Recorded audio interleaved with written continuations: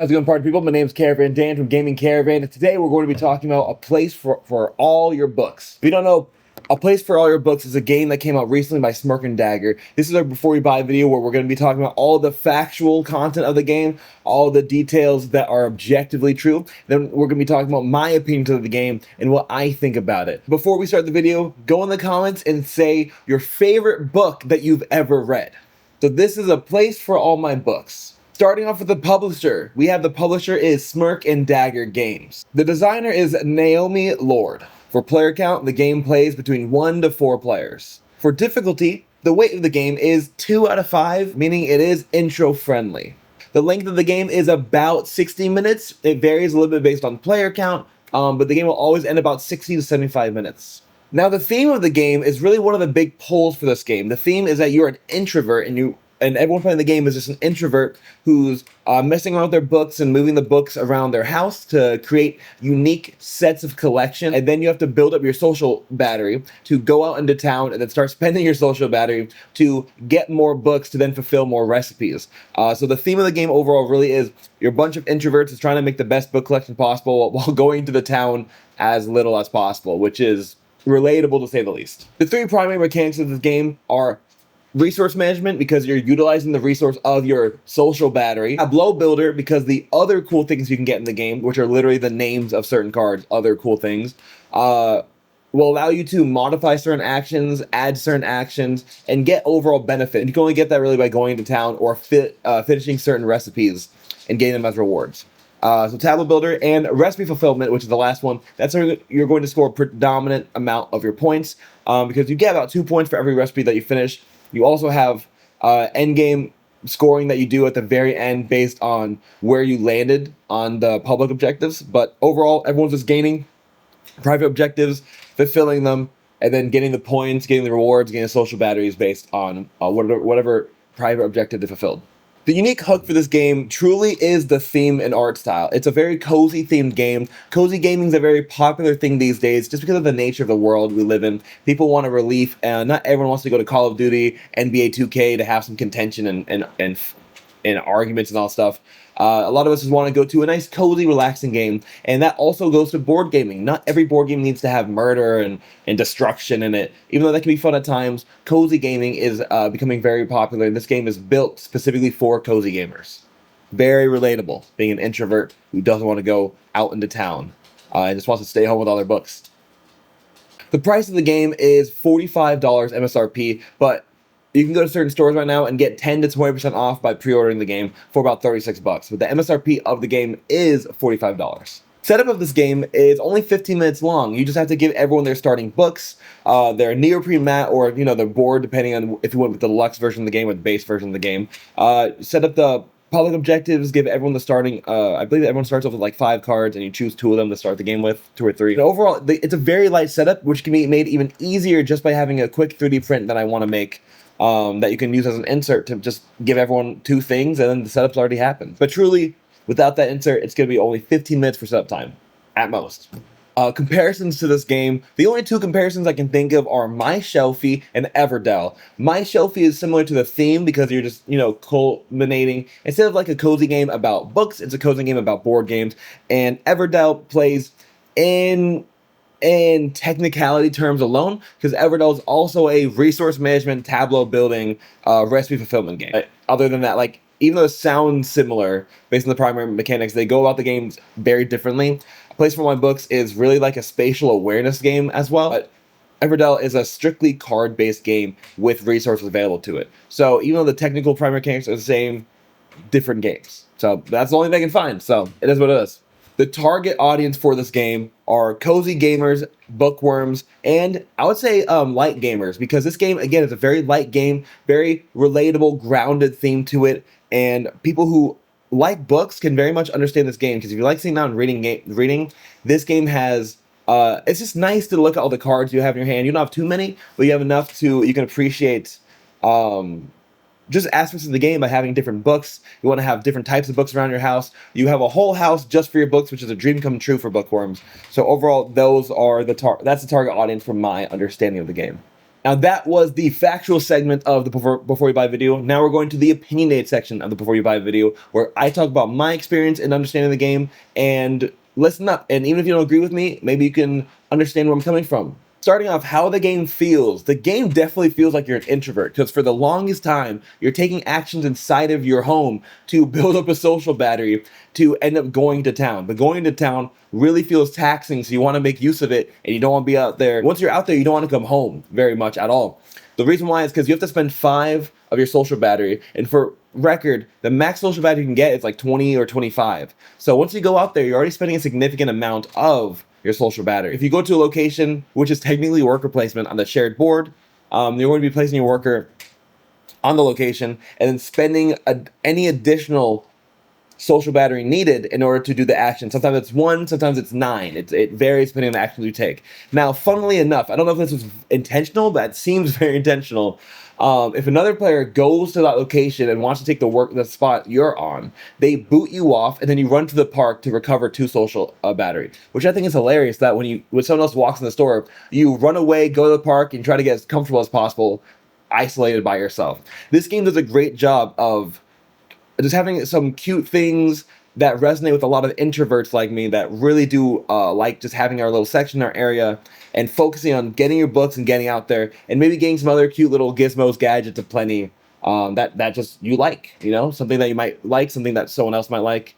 It had a lot of cute factors in there as well. So I think this game does a great job in those areas. How the game looks. Now the game, I'm incredibly biased by the looks because this was the deluxe version that I played. The videos you're seeing are from my gameplay of the deluxe version of the game, which has like a holographic print on the book meeple, neoprene mats for everything instead of just the board. And I think there's like one other thing in there as well. Oh, I think it was the custom meeples or something like that, where it was like, I don't know, screen printed. I don't really fully understand, but it had a good amount of like quality to it. So this isn't the $45 version you're going to get if you buy the game, from my understanding. This is the deluxe all-in version of the game, and I think it's so cool. It looks beautiful. I'm a huge fan for neoprene mats, and everyone having a neoprene mat in front of them just feels better than the standard cardboard. It's more comfortable to put your hands on. You're less concerned about accidentally jacking the edges or like touching it or putting anything next to it. The neoprene mat is much more forgiving in terms of that, so I think that the game looks beautiful. The foil on the books really just shines, and it looks like a nice classic literary text cover, which I very much appreciate. Overall, I think, and then the art style is just adorable. This is exactly what a cozy game should look like. Everyone has their own definition of cozy games. Some people have cozy games that's like Dark Souls 3, but for the most part, cozy games are pastel, bright colors that are cute, no negative interaction, and nothing in this game had negative player interaction. If someone goes in your space in the game, it actually just helps you by giving you more social battery. So I think it's just overall does a great job with the aesthetics and the look of the game. What I liked, the thing is, I liked everything I talked about so far. This game has a lot of great things going for it. I don't know what to speak on that isn't good about the game. The game is beautiful. It's quick. It's not heavy. It's replayable. It's a game I want to show to as many people as I know. It's a game that my sister, who doesn't play too many board games, would love. Her whole book club would love. My wife's book club would love. It is great to just slap on a table, show people who don't even play board games. It's great because you can think off your turn. You're not waiting around for your turn. It's like, oh, maybe I should do this. Maybe I should do that. How do I get these books in a certain order? Should I go for this objective? There's a lot of things to do, but it's not like heavy or clunky, but it's definitely not as easy as it sounds, because this game, as I say, it's like a light game. It is friendly for intro people to board gaming, but it is not easy. I had to redo certain moves, even with me being very attentive to the game, because technically there's an optimal move you can make, and maybe I can make this green book go there and this do this, and you want to chain together as many rewards as possible from one claim, because you can claim as many objectives as you can fill in one go as possible. So you just try this min-max. It's very fun and satisfying and pretty cool. What I didn't like, there's one thing I didn't like, but by the end of the game, I'm not even sure if it's a bad thing. In this game, you can get a bunch of different cards for your tableau building. Now, sometimes the cards don't do anything. Sometimes they're one-time uses. Sometimes that they're perpetual permanent effects that upgrade your actions. And sometimes it's completely biased on how well it does. A card I had allowed me that every time I took an action to get more cards, instead of going up 2 battery, I went up 5 in my social battery, which is huge in this game. Like that's a huge jump. Another action I had allowed me that whenever I like did one action, I could do another action by just paying a card from my hand, and the cards are very easy to get for the most part. So I felt like I was killing the game. I felt like I had an absolute like stonewall on everyone else. I'm like, are you guys even in the game with me? This is absurd. So I felt like I was just completely killing the game. I'm like, the scoring's gonna be so unbalanced, even though it's my first time playing. But at the very end of the game, like the guy beat me by 1 point. Like I had like 98 points, he had 99, and I got so livid. It's hilarious because the one concern I had was I was absolutely killing the competition, and turns out I wasn't. Now maybe I would have if it wasn't my first time playing, and if it was his first time playing. I think it just goes to show that even though the cards are unique and give a bunch of different benefits, maybe they don't help you as much as you think they do. Because even though you're getting some even though you're getting some asymmetric cards that other players don't have that upgrade your actions, they're doing the same thing as well. So I think overall might balance out, and there's various different strategies you can take, various different ways you can go about it. So truly, I don't even know if I really disliked what happened. I don't even know if I have a single complaint about this game, other than maybe after like 15 plays, I won't want to play anymore. But let's be fully honest. How many games do you play more than 10 times? How many games in your collection do you even play 5 times? This game, I want to play so often. I want to run it back. Now, would I replay this game? I think I just answered that 100% without question. I want to show this game to everyone. I want to teach it. I want to play it, and I wish I designed the game half this good, man. This is great.